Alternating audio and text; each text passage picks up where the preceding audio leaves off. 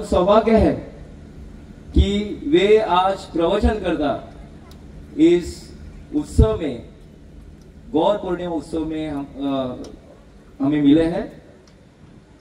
फिर भी मैं उनका संक्षिप्त में परिचय देना चाहता हूं। डॉक्टर शिवविलास प्रभु जी एक लाइफस्टाइल कोच है, प्रवचन करता है और एक बहुत ही प्रचलित लेखक है। उन्होंने इंजीनियर की डिग्री पूरी करने के बाद पेटेंट लॉ की पढ़ाई की। तत्पश्चात श्री प्रभुपाद की शिक्षाओं से प्रेरित होकर उन्होंने अपना संपूर्ण जीवन भक्तिमय सेवा में समर्पित कर दिया है। उन्होंने मास्टर इन साइकोलॉजी और पीएचडी यानी कि doctorate in leadership Valmiki Ramayana पर आधारित की है। तो वे अभी श्रीमान शिवविलास प्रभु जी नहीं, डॉक्टर शिवविलास प्रभु जी यह नाम से जाने जाते हैं। Ramayana the game of life उनकी बेस्ट सेलिंग सीरीज। उन्होंने और भी कई पुस्तकें लिखी हैं, जैसे कि open eye meditation, mystical tales for magical life and perfect love 5.5 ways to a lasting relationship। वे 50 से भी ज्यादा थॉट प्रोवोकिंग बुक्स के लेखक हैं। वे सेमिनारों में के माध्यम से सभी को जरूरतों को संबोधित करते हैं। श्री श्री राधा गोपीनाथ इस्कॉन चौपाटी मुंबई से जुड़े अपने वर्षों में उन्होंने कांग्रेगेशनल डेवलपमेंट के साथ साथ प्रबोधन में विभिन्न नेतृत्वकारी भूमिकाएं निभाई है। प्रभु जी इस्कॉन के प्रमुख के रूप में अपनी सेवाएं देते हैं और उनके नेतृत्व में इस्कॉन गोवा लगातार विकास के पथ पर रहा है। प्रभु जी ने तुलसी बुक के हेड है, जो आध्यात्मिक पुस्तकों के लिए एक प्रचार का घर यानी कि पब्लिशिंग हाउस माना जाता है।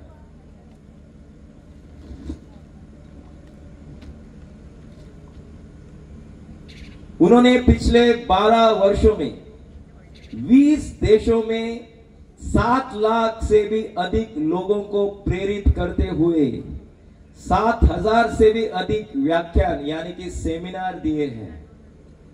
वे भारत में आईआईटी, आईआईएम के अलावा जब प्रसिद्ध विद्यालयों में जैसे स्टैनफोर्ड, प्रिंसटन और एमआईटी बॉस्टन में एक लोकप्रिय वक्ता है।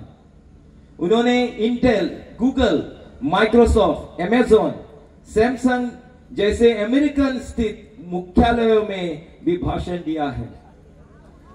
अधिक जानकारी के लिए आप www.shivvilas.com पर जा सकते हैं। आइए इसी के साथ मैं डॉक्टर शिवविलास प्रभु को आमंत्रित करना चाहूंगा कि वे मंच पर आके हम सभी को कथा से लाभान्वित करें। जोर से हरि बोल बोल के उनका स्वागत करेंगे। हरि बोल, हरि बोल, हरि बोल।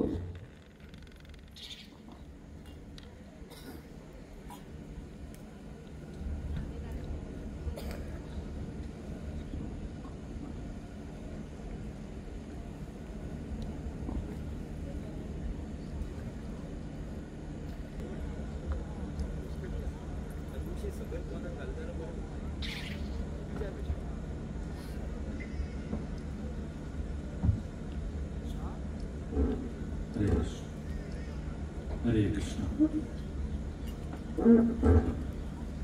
जय जय श्री चैतन्य प्रभु नित्यानंद।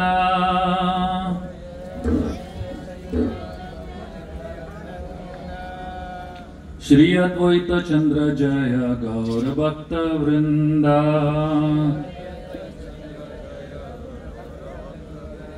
जय जय श्री चैतन्य प्रभु नित्यानंद।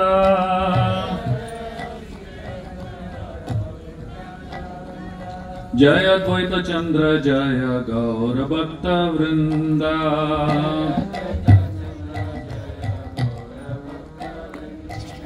जय जय श्री चैतन्य प्रभु नित्यानंद।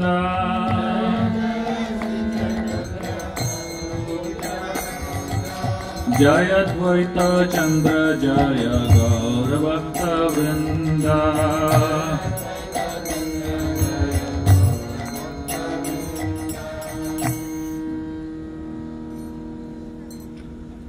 ओम अज्ञानतिमिरन्धस्य ज्ञानाञ्जनशलाकया चक्षुरुन्मिलितं येन तस्मै श्रीगुरवे नमः। श्रीचैतन्यमनोभीष्टं स्थापितं येन भूतले स्वयं रूपकदा मह्यं ददाति स्वपदान्तिकं। वन्देऽहं श्रीगुरु श्रीयुतः पदकमलं श्रीगुरून् वैष्णवांश्च श्रीरूपं साग्रजातां सहगणा रघुनाथान्वितं तं सजीवं साद्वैतं सावधूतं परिजनसहितं कृष्णचैतन्यदेवं श्रीराधा कृष्णपदान् सहगणा ललिता श्रीविशाखान्वितंश्च।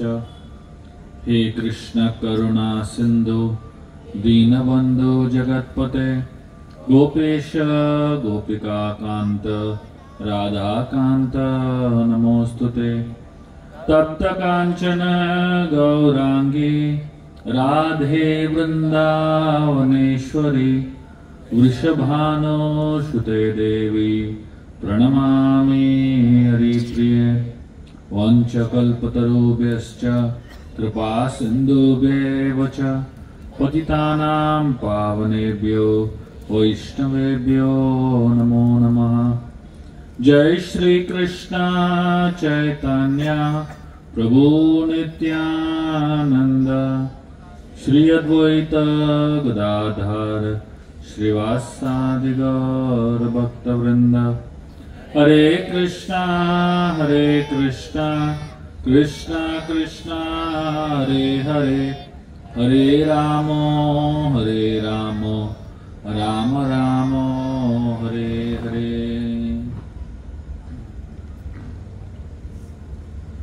हरे कृष्णा।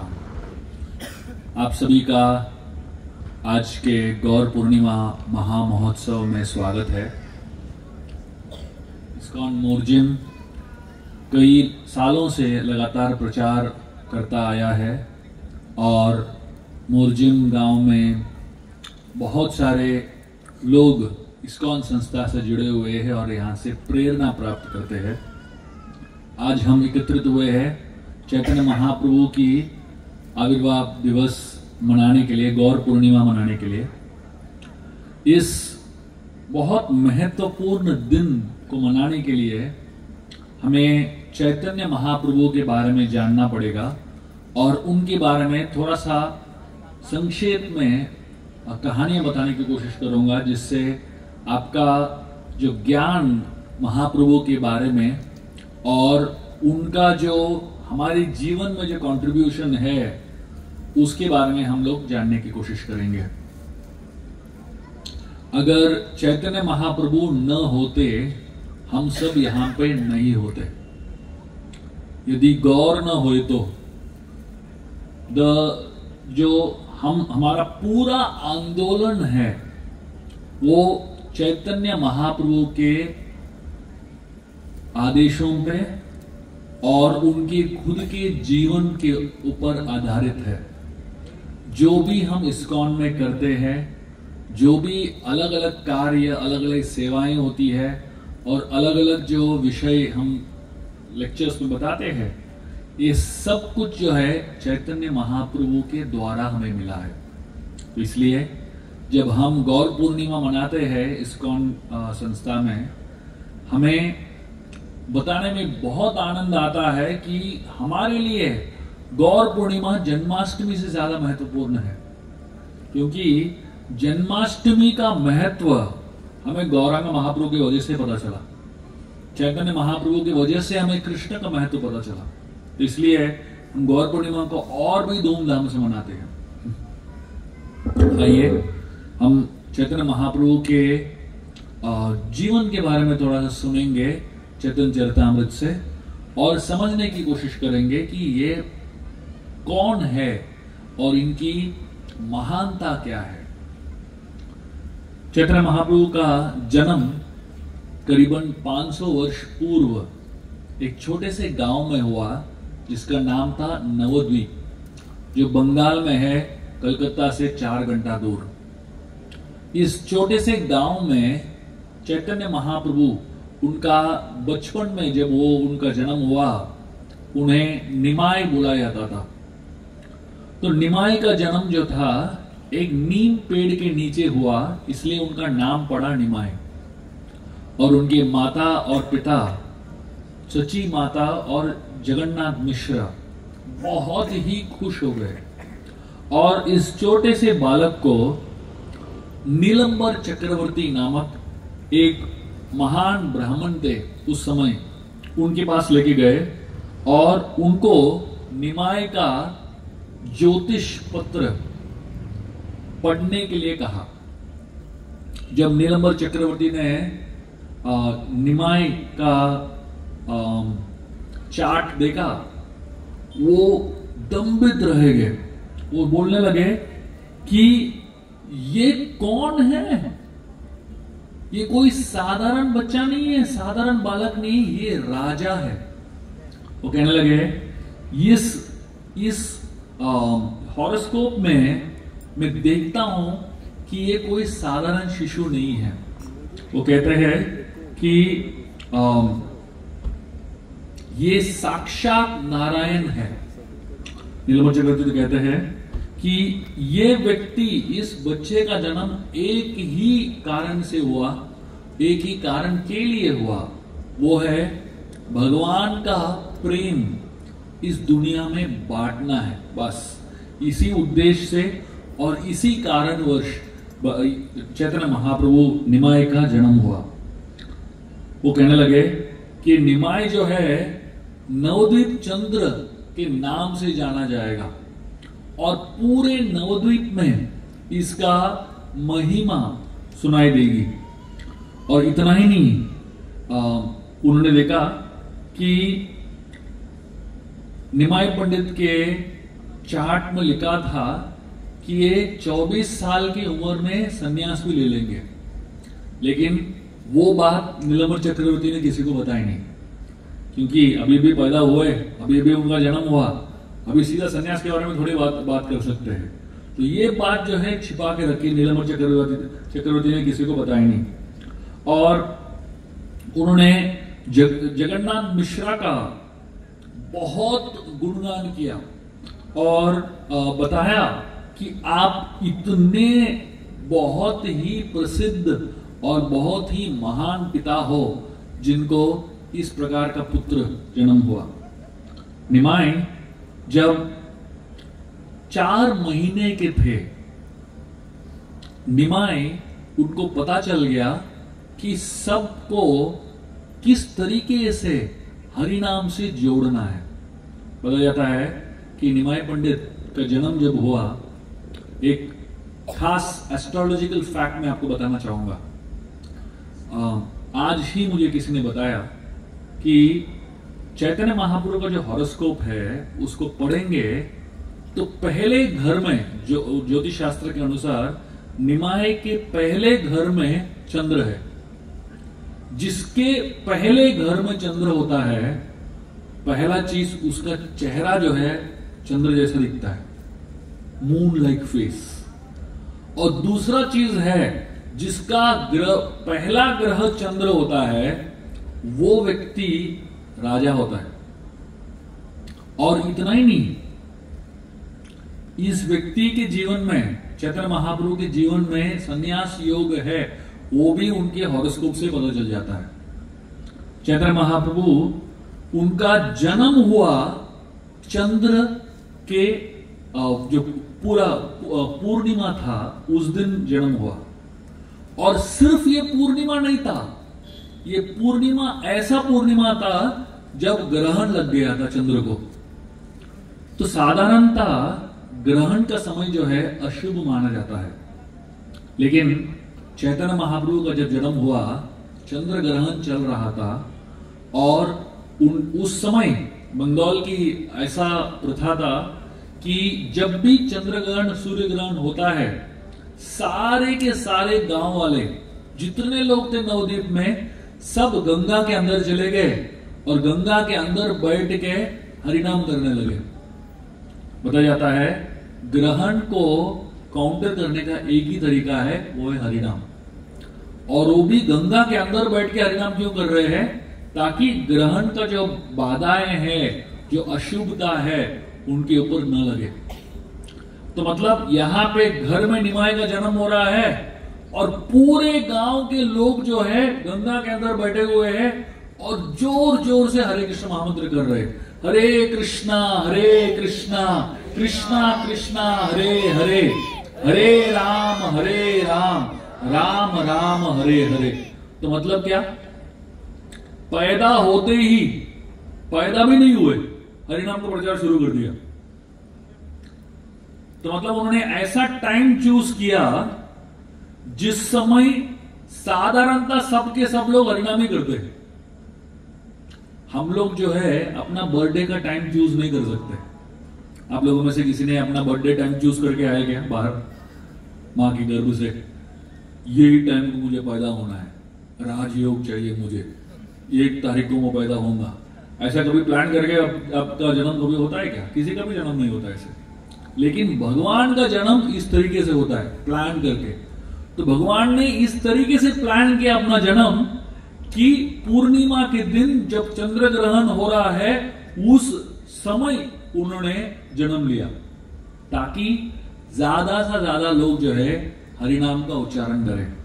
तो मतलब जन्म लेते ही उन्होंने डिक्लेयर कर दिया, दुनिया को दिखा दिया कि मैं इसके लिए आया हूं। जब 4 महीने के थे चैतन्य महाप्रभु निमाई, जो एक दिन बहुत रो रहे थे और सारे भक्त, उनके सगे संबंधी, उनके दोस्त और बहुत सारे भक्त आ गए और इनका जो रोना है उसको रोकने की प्रयास कर रहे थे। अलग अलग चीज कर रहे थे, कोई ताली बजा रहा है, कोई गाना गा रहा है, कोई नाच रहा है। अलग अलग प्रकार से उनकी रोना जो है उसको बंद करने की कोशिश कर रहे थे। लेकिन चाहे कितना भी प्रयास करे, निमाई का रोना जो है बंद ही नहीं हो रहा था।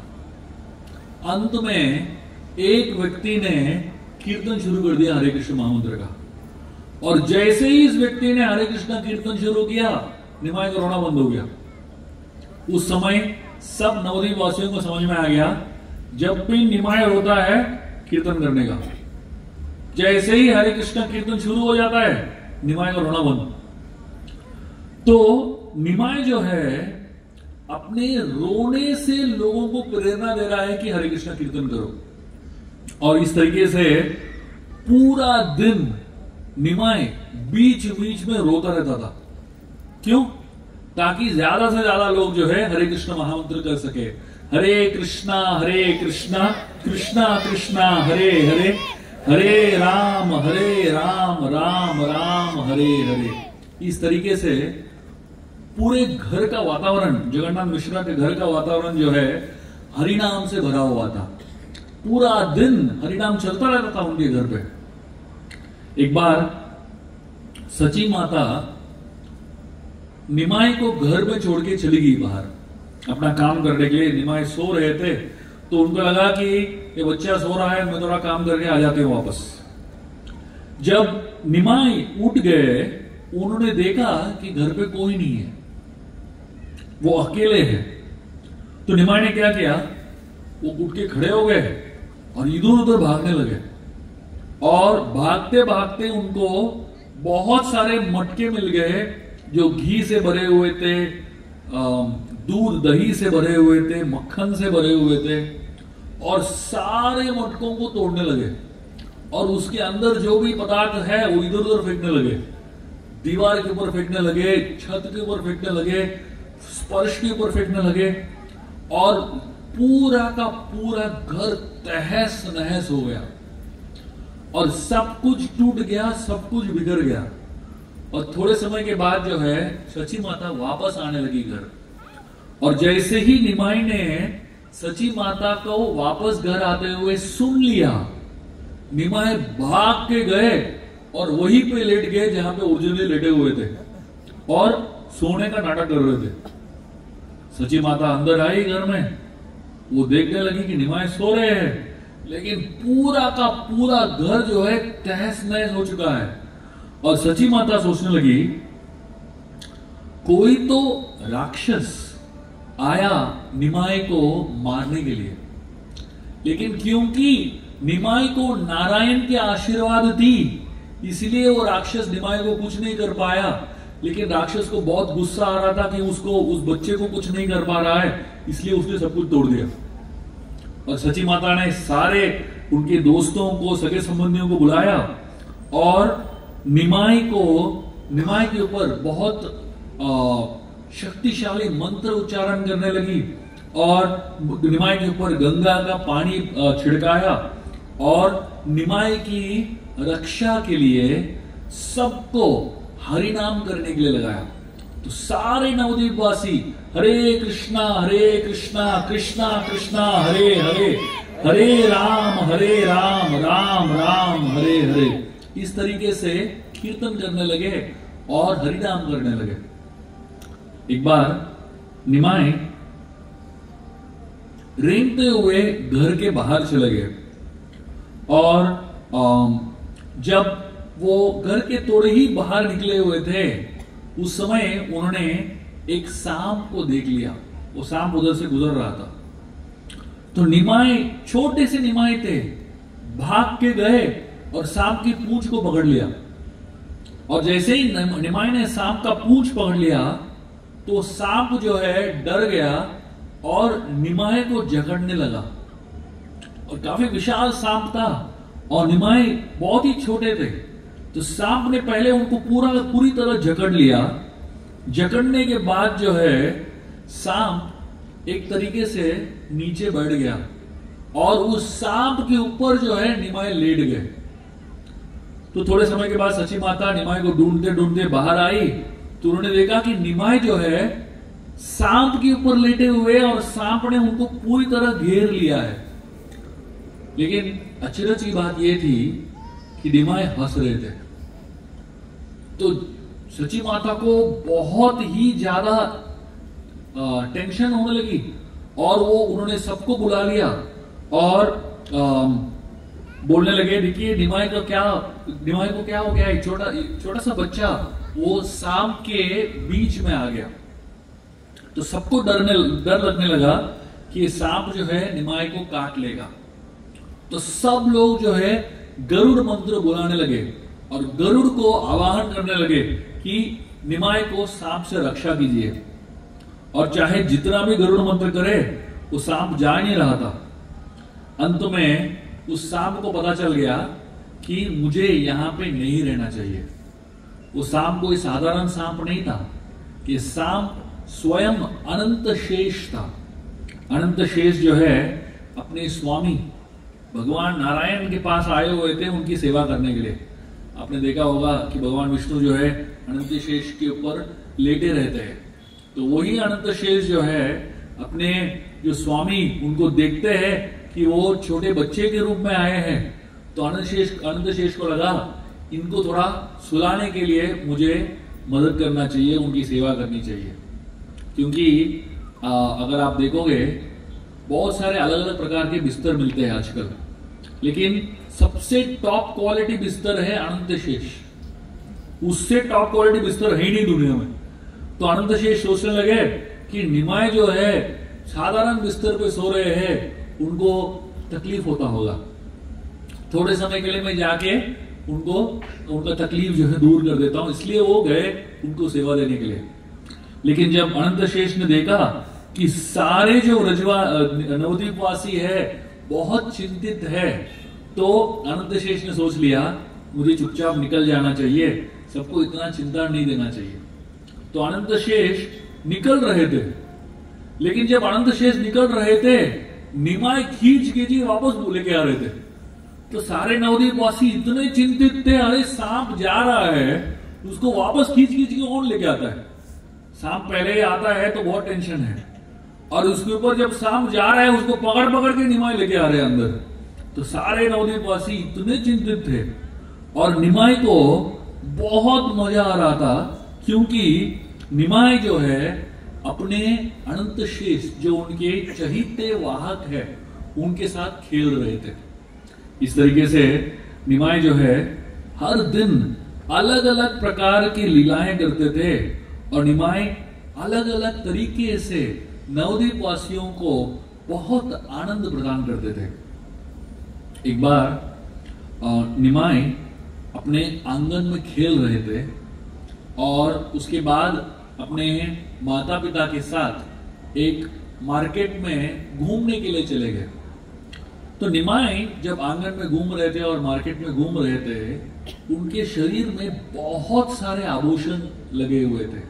सची माता ने निमाई के पूरे शरीर को ढक लिया आभूषण से। उनके गले में इतने कीमती हीरे थे, उनके हाथों में कंगन थे सोने के बने हुए। इस तरीके से पूरे सजे हुए थे छोटे से निमाई। उस समय दो चोर उधर से गुजर रहे थे और दो चोरों ने देखा कि ये छोटा सा बच्चा है लेकिन इसके शरीर में इतना आभूषण है। हमने इस छोटे से बच्चे को अगवा कर लिया और इसके शरीर से सारे आभूषण निकाल लिए। हमको जीवन में चोरी करने की आवश्यकता ही नहीं है, वन टाइम इन्वेस्टमेंट। तो ये दोनों चोरों ने निमाई को बुलाया। तो निमाई बहुत ही नाजुक से छोटे से बच्चे थे, भाग के चले गए। तो उनको क्या मालूम था ये चोर है। तो इन दो चोरों ने निमाई को पूछा, आपको स्वीट्स अच्छा लगता है क्या, मिठाई अच्छा लगता है? निमाई ने बोला, हाँ हाँ मुझे मिठाई बहुत अच्छा लगता है। तो ये चोरों ने निमाई को संदेश खिलाया। निमाई को बहुत अच्छा लगा संदेश, वो बहुत ही मजे से खा रहे थे। इतने में चोरों ने कहा निमाई को, आपको और संदेश चाहिए क्या? तो निमाई ने कहा, हाँ हाँ हमें बहुत संदेश चाहिए। तो चोरों ने कहा, हमारे घर में बहुत संदेश है, हमारे साथ चलो। तो निमाई चल गए, उनके कंधे पे जाके बैठ गए और इन दोनों चोरों ने निमाई को उठा लिया और सीधा चल पड़े अपने घर। और रास्ते में मार्केट का रास्ता था, सबको शक नहीं होना चाहिए, इसलिए बीच बीच में संदेश खिला रहे थे निमाई को और उसको बहुत खुश रख रहे थे ताकि बच्चा चिल्लाए नहीं। चलते चलते बहुत दूर चले गए और उनको लगा कि उनके घर के नजदीक पहुंच गए। वो बोलने लगे चोर निमाई को, हम बस पहुंच ही रहे हैं अब हमारे घर। तो ऐसा बोलते बोलते चल रहे थे। अंत में जब बच्चे को नीचे रखा, वो आश्चर्यचकित हो गए कि वो उनके घर नहीं गए, निमाई के घर वापस पहुंच गए। तो इनको समझ में नहीं आया कि क्या हुआ। चल तो रहे थे अपने घर, लेकिन निमाई के घर कैसे पहुंच गए? और जैसे ही निमाई के घर पहुंचे, सची माता भाग के आई। वो बोलने लगी, निमाई तुम किधर चले गए, हम आपको ढूंढ रहे थे। अभी चोरों को समझ में नहीं आया कि कैसे समझाया कि हमने इनको अगवा करने की कोशिश किया। चोरों ने यह कह दिया, हम इनको अकेले भटकते हुए देख रहे थे मार्केट में, हम इनको लेके आ गए वापस घर, आप रख लीजिए अभी निमाई को। इन चोरों को समझ ही नहीं आया कि निमाई के साथ चोरी नहीं कर सकते हो। भगवान के साथ जो है, अगर आप ओवर स्मार्ट बनने की कोशिश करते हो, भगवान आपको ही उल्लू बना देंगे। तो यहाँ पे दोनों चोर जो है वो अचरज में रह गए और सारे नवद्वीपवासी बहुत खुश हो गए कि ये दो सज्जन व्यक्तियों ने वापस निमाई को लेके आए। और उन दोनों चोरों को सची माता जगन्नाथ मिश्रा बहुत सारे उपहार देने लगे और सारे नवद्वीपवासी बोलने लगे, ये दो लोग सही में सज्जन है, इनके लिए 3 बार हरि बोल बोलो। सबने हरि बोल हरि बोल हरि बोल बोल दिया चोरों के लिए। और इन चोरों को बिल्कुल समझ में नहीं आया कि क्या हुआ उनके साथ। उनके साथ क्या हुआ, योग माया का खेल हुआ। बस उनको लगा कि वो भगवान के साथ खेलेंगे, लेकिन भगवान की योग माया शक्ति ने इनके साथ खेल लिया और उनके घर जाने की जगह पे वो निमाई के ही घर वापस आ गए। इस तरीके से चैतन्य महाप्रभु और बहुत सारे अलग अलग लीलाएं करते हैं अपने अलग अलग पार्षदों के साथ। जब निमाय थोड़े से बड़े होने लगे, उनको पढ़ाई करने की इच्छा हुई और निमाय को बहुत ही अच्छे स्कूल में भेजा गया जहां पे उनको संस्कृत का शिक्षा मिला। बताया जाता है कि निमाय संस्कृत व्याकरण और संस्कृत का सब कुछ इतना जल्दी सीख लिया जो साधारण बच्चों को बहुत सारे साल लग जाते हैं, निमाय ने कुछ ही दिनों में सीख लिया। और कुछ ही दिनों में निमाय जो है बहुत बड़े पंडित हो गए और उनका नाम पड़ गया निमाय पंडित। और कुछ सालों में निमाय पंडित ने खुद का ही शाला खोल दिया, खुद का ही पाठशाला खोल दिया। और निमाय का पाठशाला इतना फेमस हो गया नवद्वीप में कि लोग भर भर के निमाय के साथ ही पढ़ना चाहते थे, निमाय से ही सीखना चाहते थे। और निमाय बहुत सारे बच्चों को ज्ञान बांटने लगे, सिखाने लगे। और निमाय को पूरे नवद्वीप में निमाय पंडित के नाम से जाना जाता था। और कुछ समय के बाद ऐसा हुआ कि निमाय सिर्फ नवद्वीप में नहीं, पूरे भारत भर में बहुत फेमस हो गए और लोग दूर दूर से आते थे नवद्वीप निमाय की कक्षा में भाग लेने के लिए और निमाय से सीखने के लिए। एक दिन नवद्वीप में एक बहुत ही शक्तिशाली और बहुत ही प्रभावशाली व्यक्ति आए जिनका नाम था केशव कश्मीरी। ये केशव कश्मीरी बहुत बड़े विद्वान थे और उस समय के सबसे महान विद्वान थे पूरी दुनिया में। जब वो एक जगह से दूसरे जगह जाते थे, उनको 4 लोग पालकी में उठा के लेके जाते थे और उनका नाम था दिग्विजय पंडित। क्यों उनका नाम दिग्विजय पंडित था? क्योंकि उन्होंने हजारों पंडितों को हरा दिया, परास्त कर दिया और खुद विजयी बन गए। और केशव कश्मीरी का एक सिद्धांत था, अगर उन्होंने कोई एक पंडित को हराया तो उस पंडित से साइन लेते थे, लिख के लेते थे कि मैं केशव कश्मीरी से हार गया। अब सोचिए, हराना एक बात है, लेकिन लिख के लेना वो तो अलग ही बात है। हजारों पंडित का अक्षराशय था उनके पास, ये लिखते हुए कि हम केशव कश्मीरी से हार गए। और इस तरीके से वो बड़े दिग्विजय पंडित बन गए। बताया जाता था कि जब केशव कश्मीरी नवद्वीप में आए, उन्होंने निमाय पंडित के बारे में सुन लिया। एक दिन केशव कश्मीरी गंगा के तट पे टहल रहे थे। जब केशव कश्मीरी गंगा के तट पर टहल रहे थे, उन्होंने देखा कि निमाय पंडित वहां पे थे। तो जैसे ही उन्होंने देखा कि निमाय पंडित वहां पे खड़े हैं अपने शिष्यों के साथ, केशव कश्मीरी सीधा निमाय पंडित के पास पहुंच गए और अपना परिचय देने लगे। और निमाय पंडित को कहने लगे, हमने सुना है कि आप बड़े पंडित हो, हम आपके साथ वार्तालाप करना चाहते हैं, डिबेट करना चाहते हैं। तो निमाय पंडित ने अपना हाथ जोड़ते हुए केशव कश्मीरी को कहा, आप बहुत ही महान पंडित हो, हम तो छोटे से एक शिक्षक हैं, संस्कृत सिखाते हैं। केशव कश्मीरी ने कहा, नहीं, हमको आपके साथ प्रतियोगिता करना है। तो निमाय बहुत ही नम्रता से केशव कश्मीरी को बोलने लगे कि मैंने सुना है कि आपके पास इतना क्षमता है कि आप तुरंत ही कोई भी संस्कृत का पोयम कंपोज कर लेते हो। तो उन्होंने केशव कश्मीरी को गंगा को दिखाते हुए कहा, क्या आप गंगा के बारे में कुछ गुणगान कर सकते हो क्या? जैसे ही चैतन्य महाप्रभु निमाय पंडित ने केशव कश्मीरी को यह कहा, तुरंत केशव कश्मीरी तैयार हो गए और उनके मुख से गंगा के गति से बहने लगा संस्कृत के श्लोक। और एक के बाद एक केशव कश्मीरी ने गंगा के ऊपर ओरिजिनल संस्कृत पोएट्री कंपोज करना शुरू किया। एक नहीं, दो नहीं, 100 पोएम्स कंपोज किया उन्होंने, एक के बाद एक। साधारणतः पोएट्री लिखना आसान नहीं है ना, कविताएं लिखना आसान नहीं है, उसके लिए बहुत दिमाग चाहिए। बाकी भाषाओं में छोड़ो, इंग्लिश में ही पोएट्री लिखना आसान नहीं है, उसके लिए भी बहुत चाहिए दिमाग। संस्कृत में तो अलग ही बात है, और संस्कृत में एक नहीं, दो नहीं, 100 के 100 श्लोक कंपोज करना ये कोई साधारण बात नहीं है।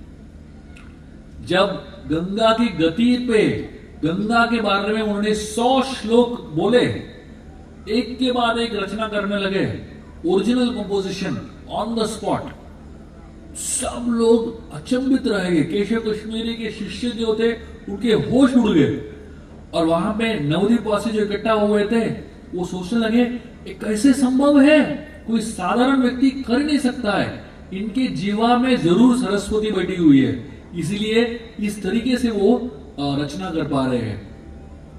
केशव कश्मीरी ने निमाय पंडित को देखते हुए मुस्कुराते हुए कहा, आपको कैसा लगा मेरा उल्लेख, कंपोजिशन गंगा के बारे में? चैतन्य महाप्रभु ने बहुत नम्रता से कहा, आप बहुत ही महान कवि हो, और आपके जो रचना है गंगा के बारे में वो बहुत महान है, लेकिन इनमें कुछ अच्छाइयां हैं और कुछ कमियां हैं। मैं किसके बारे में बोलूं, अच्छाइयों के बारे में बोलूं या कमियों के बारे में बोलूं पहले? तो केशव कश्मीरी बहुत अचंभित रह गए। पहली बार किसी ने उनको कहा कि आपके वाक्यों में कमियां हैं। केशव कश्मीरी कहने लगे, इम्पॉसिबल, मेरे शब्दों में कभी भी कोई भी कमी नहीं हो सकता है, क्या बोल रहे आप? तो चैतन्य महाप्रभु निमाय पंडित ने कहा, आपके शब्दों में बहुत अच्छाइयां हैं लेकिन कुछ कमियां हैं। तो केशव कश्मीरी ने कहा, क्या कमी है? तो उसके बाद निमाय एक के बाद एक, ये श्लोक में ये कमी है, दूसरे श्लोक में ये कमी है, ऐसे 100 के 100 श्लोकों को उन्होंने एनालाइज किया, और उन 100 श्लोकों में कौन से श्लोक में कमी है वो बताया। 27 नंबर में ये कमी है। केशव कश्मीरी को खुद को ही मालूम नहीं था 27 श्लोक कौन सा है। वो अचरज में रह गए कि आपको पहले इतने तेज गति में आपको कमियां कैसे पकड़ा आपने, और पकड़ा तो भी याद कैसे रखा, कौन से श्लोक में कौन सा कमी है? निमाय पंडित के पास कोई नोटबुक नहीं था, कोई कंप्यूटर नहीं था, वो रिकॉर्डिंग नहीं कर रहे थे, कुछ नहीं, बस। तो केशव कश्मीरी के होश उड़ गए, और सारे लोग वहां पे खड़े थे, सब हंसने लगे केशव कश्मीरी के ऊपर, और केशव कश्मीरी के मुख से कोई भी शब्द नहीं निकल रहे थे, वो कुछ भी बोल नहीं पा रहे थे। और निमाय पंडित ने सबको हंसते हुए देखा, तो निमाय पंडित ने केशव कश्मीरी को कहा, देखिए आप बहुत थक गए होंगे, 100 श्लोक एक साथ बोल दिया तो आपका दिमाग नहीं चल रहा है अभी, आप थोड़ा रेस्ट ले लीजिए, कल सुबह हम वापस बात करेंगे।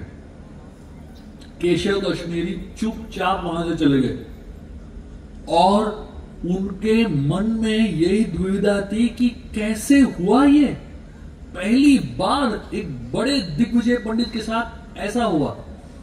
तो रात में वो सो ही नहीं पाए, चिंता में सोचते सोचते अंत में उनकी आंख लग गई और सो गए।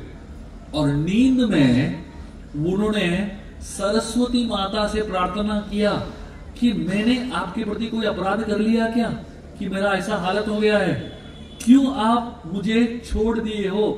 पहली बार ऐसा हुआ कि किसी ने मुझसे कुछ सवाल पूछे और उन सवालों का जवाब नहीं दे पा रहा हूं। उस समय सरस्वती ने केशव कश्मीरी को कहा, आपको मैं आशीर्वाद देती हूं, लेकिन मुझे आपको आशीर्वाद देने की जो क्षमता है वो कृष्ण से आती है, और वही कृष्ण जो है चैतन्य महाप्रभु के रूप में आए हुए हैं, और आप जाके उनसे वाद विवाद कर रहे हो, आप बड़े ही मूर्ख हो। उनका शरण ले लो, उनके चरणों में गिरो और उनसे माफी मांगो। अगले दिन केशव कश्मीरी उठे और सीधा भाग के गए, और ये दिन जो है केशव कश्मीरी इतने प्रभावित हो गए चैतन्य महाप्रभु से, सीधा चैतन्य महाप्रभु के चरणों में गिर गए और शरण ले लिया। इस तरीके से निमाई पंडित सही में दिग्विजय पंडित को भी हरा देते हैं। वही निमाई पंडित कुछ समय के बाद गया जाते हैं। गया क्यों जाते हैं? क्योंकि उनके पिता जगन्नाथ मिश्र उनका देहांत हो जाता है और उनकी श्राद्ध करने के लिए गया जाते हैं। और जब गया जाते हैं तब वहां पे उनकी मुलाकात होती है उनके गुरु ईश्वरपुरी से। जब ईश्वरपुरी से चैतन्य महाप्रभु मिलते हैं उनका हृदय पिघल जाता है। उस दिन के बाद चैतन्य महाप्रभु का पूरा जीवन बदल जाता है, उनके जीवन का उद्देश्य बदल जाता है। क्योंकि उस समय ईश्वरपुरी से वो दीक्षा ले लेते हैं और ईश्वरपुरी के दीक्षा के बाद ईश्वरपुरी इनको निमाई पंडित को हरे कृष्ण महामंत्र का दीक्षा देते हैं और उसके बाद से निमाई का पूरा जीवन बदल गया। उनके मुख से लगातार हरे कृष्ण महामंत्र निकल रहा था। वो आए अपने कक्षा में, वापस नवद्वीप आए और वहां पे सारे बच्चे वेट कर रहे थे, प्रतीक्षा कर रहे थे मास्टर के लिए। और मास्टर जी आए और कक्षा की शुरुआत की और संस्कृत व्याकरण सिखा रहे थे। और संस्कृत व्याकरण सिखाते सिखाते वो शब्द सिखा रहे थे। शब्द सिखाते सिखाते वो क्या बोलने लगे? पूरे संस्कृत में 2 ही शब्द है, कृष्णा, इसके अलावा और कोई शब्द है ही नहीं। और पूरा जो लेक्चर था ये 2 शब्दों के ऊपर लेक्चर दे दिया। अगले दिन शिक्षक आए और अगले दिन शिक्षा देने के लिए बच्चे आए और अगले दिन वापस कृष्ण के ऊपर ही वापस शिक्षा दिया। 2-3 दिन के बाद बच्चे समझ गए मास्टर सटिया गए, मास्टर अभी काम के लायक ही नहीं रहे। मतलब उनके मुख से साधारण व्याकरण के शब्द निकल ही नहीं रहे हैं, बस कृष्ण कृष्ण कृष्ण ही लगे पड़े। उसके बाद निमाई पंडित खुद समझ में आ गया मैं अभी इसके बाद किसी को शिक्षा नहीं दे सकता हूं। सबको भेज दिया अपने अपने घर। और उस समय से निमाई पंडित उनका पूरा एक ट्रांसफॉर्मेशन हो गया। सारे नवद्वीप के लोग, श्रीवास ठाकुर, अद्वैत आचार्य और बहुत सारे नवद्वीप के लोगों ने देखा कि निमाई पंडित के हाव भाव में इतना बदलाव आ गया है गया से वापस आने के बाद। वो समझ गए कि इस व्यक्ति को भगवान का कृपा मिल गया है। चैतन्य महाप्रभु निमाई पंडित ने श्रीवास ठाकुर को कहा आपके घर में सारे भक्तों को बुलाओ। और उस दिन सारे नवद्वीप के भक्त श्रीवास के घर पे मिले और पहली बार निमाई ने सबके साथ मिलके संकीर्तन किया। और वो जो संकीर्तन था वो इतना शक्तिशाली और इतना प्रभावशाली संकीर्तन था। उस तरीके के संकीर्तन नवद्वीप वासियों ने तब तक एक बार भी महसूस नहीं किया। उस संकीर्तन को बोलते हैं प्रेम कीर्तन। चैतन्य महाप्रभु उस दिन की बात बोलने लगे सब नवद्वीप वासियों को, हम लोग रोज कीर्तन करेंगे। तो रोज मिलने लगे, कीर्तन करने लगे। और महाप्रभु के कीर्तन जो थे वो 1-2 घंटे के लिए नहीं चलते थे, कई घंटों तक चलते थे। पूरा का पूरा दिन कीर्तन होता था। एक दिन महाप्रभु बोलने लगे हम लोग दिन भर कीर्तन करते हैं, कीर्तन में कथा करते हैं, लेकिन रात को जाके सो जाते हैं। इतना व्यर्थ हो रहा है हमारा समय, रात को भी हमको कीर्तन करना चाहिए। उस दिन से दिन भर कीर्तन करते थे और उसके बाद रात भर भी कीर्तन करते थे। अब सोचिए आपके पास कितना कैपेसिटी है कीर्तन करने का। हर व्यक्ति के पास आधा घंटा 1 घंटा कैपेसिटी होता है, उसके बाद थक जाता है आदमी कीर्तन करते करते। लेकिन महाप्रभु के अनुयायी जो है रात भर कीर्तन करते थे। और महाप्रभु के एक भक्त थे जो इतना नाचते थे, उनका नाम था वक्रेश्वर पंडित। एक साथ लगातार वो 72 आवर्स नाच सकते थे। अब सोचिए नाचने का भी कैपेसिटी होता है कि नहीं। एक व्यक्ति 72 आवर नाच सकता है, उसको तो आज की तारीख में Guinness book of world record मिल जाएगा। लेकिन इस तरीके से बहुत सारे महाप्रभु के भक्त थे जो कीर्तन और नृत्य में बहुत एक्सपर्ट थे। चैतन्य महाप्रभु जब हरे कृष्णा कीर्तन का जो आंदोलन शुरुआत हुआ उस आंदोलन का शुरुआत हुआ श्रीवास आंगन से। बताया जाता है कि जो चैतन्य महाप्रभु का कीर्तन होता था वो श्रीवास आंगन में होता था और वो भगवान कृष्ण की रास लीला से अभिन्न था।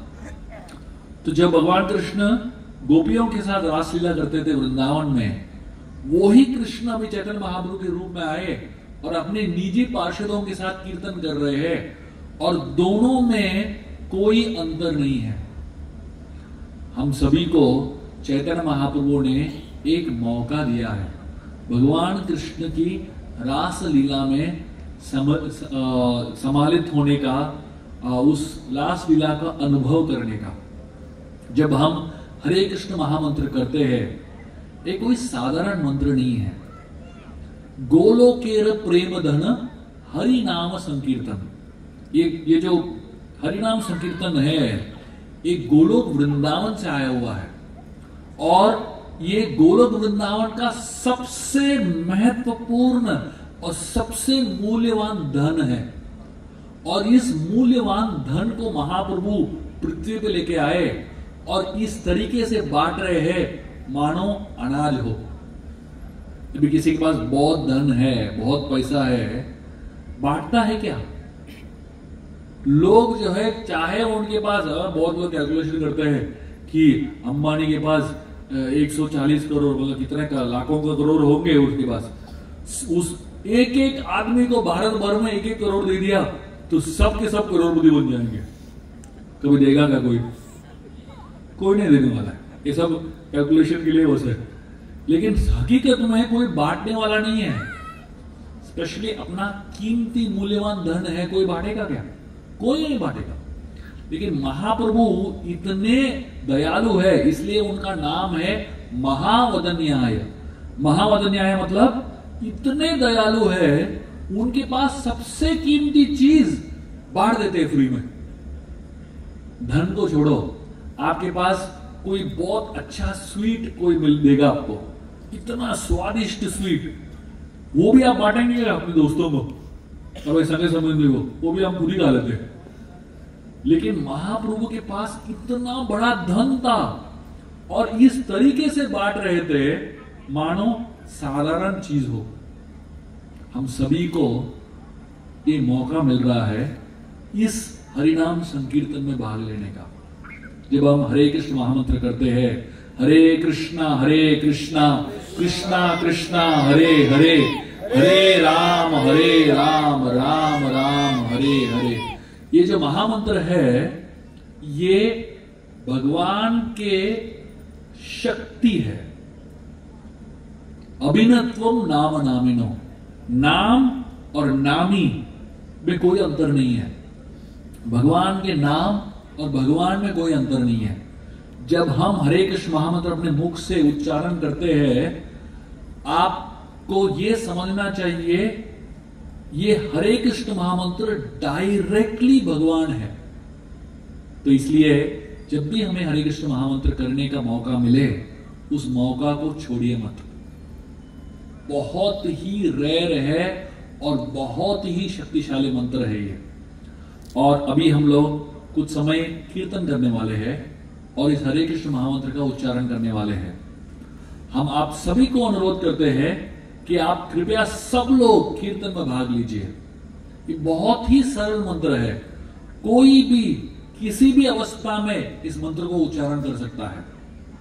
आइए आज इस गौर पूर्णिमा के महा महोत्सव पे हम सभी लोग एक प्रण लेते हैं। क्या प्रण लेंगे? कि हर दिन कुछ समय के लिए, कम से कम 15 मिनट के लिए हरे कृष्ण महामंत्र का उच्चारण करेंगे, इसका जप करेंगे और कीर्तन करेंगे। आप 3 महीना एटलीस्ट हर दिन 15-20 मिनट कीर्तन कीजिए और जप कीजिए। आप देखिए आपका जीवन कैसे बदलता है। महामंत्र के अंदर सब कुछ है, सारा दुनिया का, विश्व का धन इस मंत्र में है। जब आप इस मंत्र का उच्चारण करते हो, आपके जीवन में परिवर्तन आएगा और आपके जीवन में सब कुछ आनंदमयी बन जाएगा। एक छोटा सा कहानी बताऊंगा और इस कहानी से आपको हरे कृष्ण महामंत्र करने का और प्रेरणा मिलेगा। और ये हकीकत की कहानी है, मैं आपको बताने वाला हूं, इसको ध्यान से सुनिए।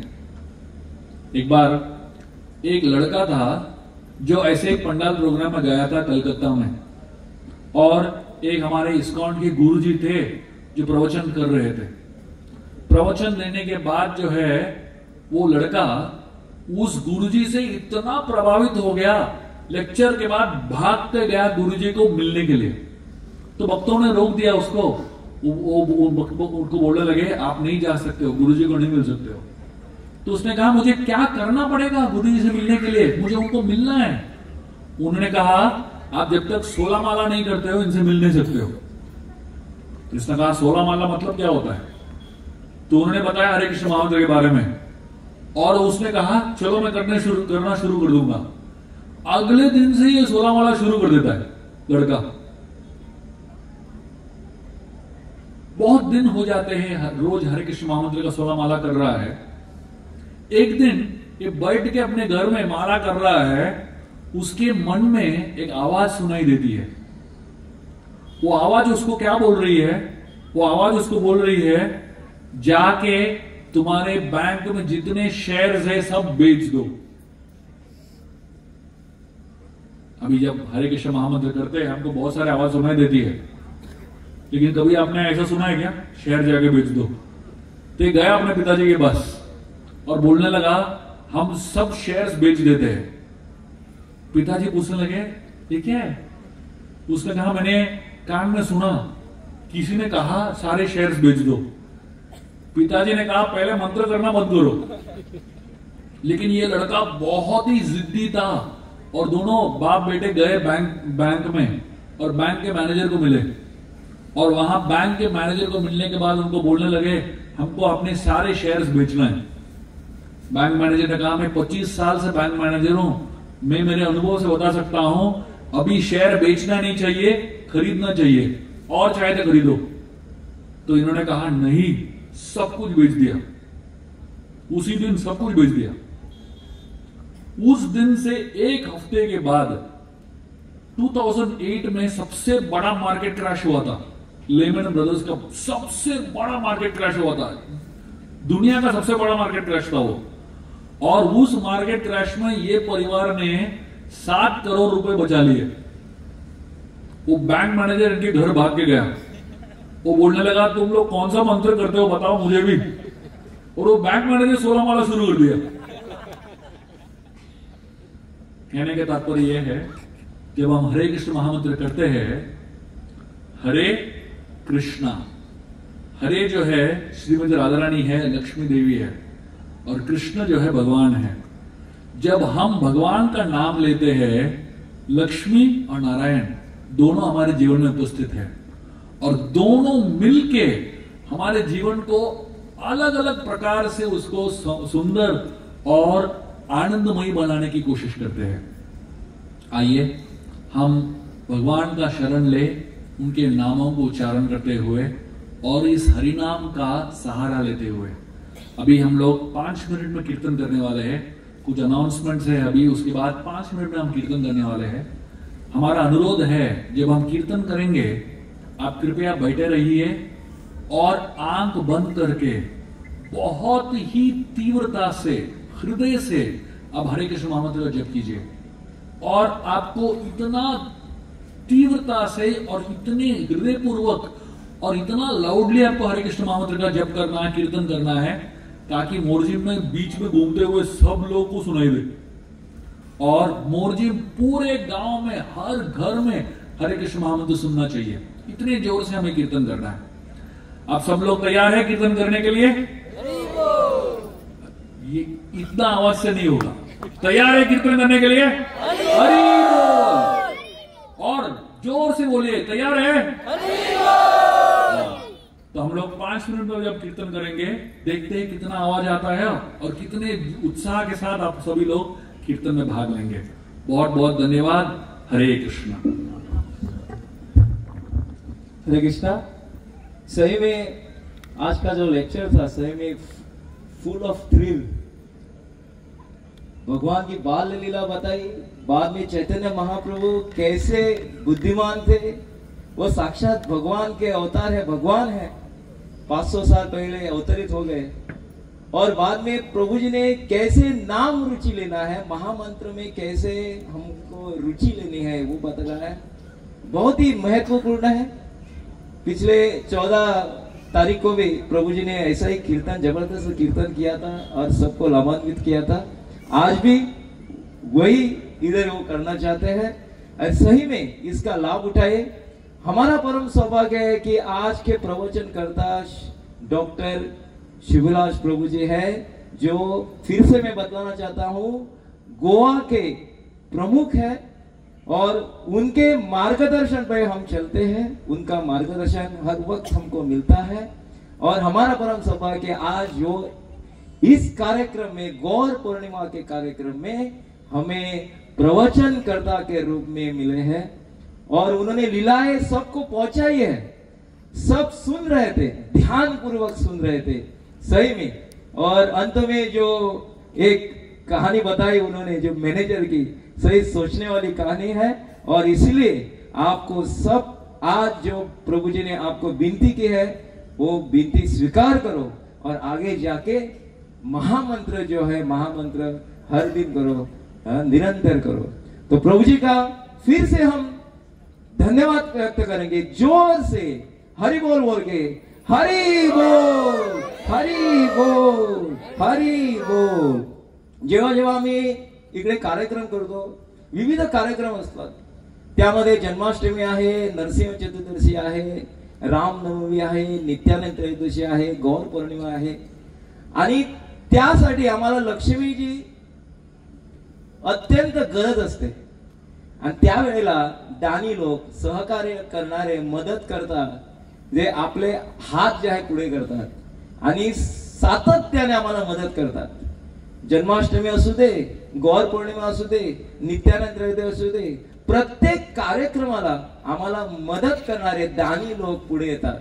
आणि त्यातल्या त्यात आमचे सगळे वैष्णव जे आहेत, भक्तगण जे आहेत, ते पण सहकार्य करतात, मदत करतात, उत्साहाला आणखी उत्साह वाढवतात। म्हणून आजच्या दिवशी ज्याने कोणी आम्हाला मदत केली आहे त्यांचे मदतीची पोच पावते म्हणून आमच्याकडून, संप्रदायाकडून एक भेट वस्तू दिली जाईल।